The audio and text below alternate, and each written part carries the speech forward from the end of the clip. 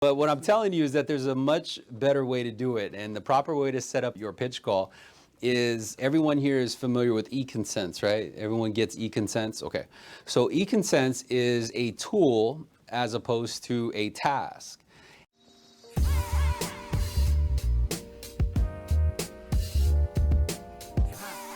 Connected to SalesRemastered. I've been in sales for a long time, a loan officer for a very long time, and I would say the mainstream method of setting up your pitch call sounds something like this. After your initial conversation, you say, okay, what I'm gonna do is put together some options. I'll give you a call back in an hour. Sound right? Does it sound familiar to anybody?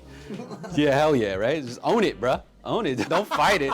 Like, only one that can tell you the truth is your paycheck. But what I'm telling you is that there's a much better way to do it. And the proper way to set up your pitch call is, everyone here is familiar with eConsents, right? Everyone gets eConsents? Okay. So eConsents is a tool as opposed to a task. And how you can use it as a tool is you use it and save it. So don't shoot it off right when you start to them as a way to see if I can get compliance.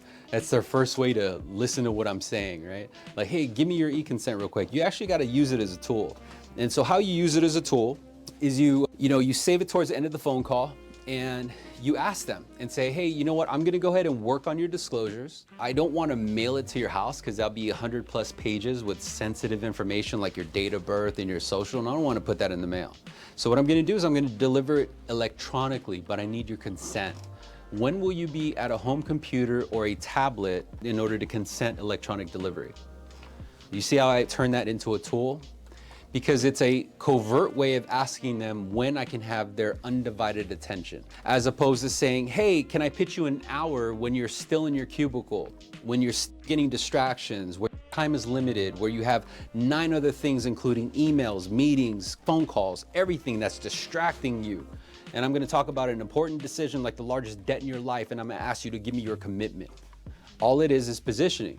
So if I asked Jim and I said, hey, when will you be at a home computer or a iPad to give me consent to deliver it electronically? He then what? He tells me when he's going to be in position.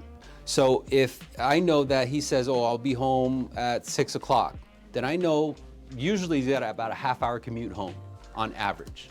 So I can call this dude half hour before he gets home. And I know I'm in his Bluetooth and I got undivided attention. But I'm gonna go a step further and I'm gonna say, okay, got it. When will your missus or when will your husband be at a home computer or a tablet to give consent? Because I need their permission as well. Even though they're not on the loan, I say, yeah, but because you're married, I need their consent as well. So the reason why that's effective is because you're bringing both parties in on the line. I'm sure your phone has technical capabilities to do a conference call, right?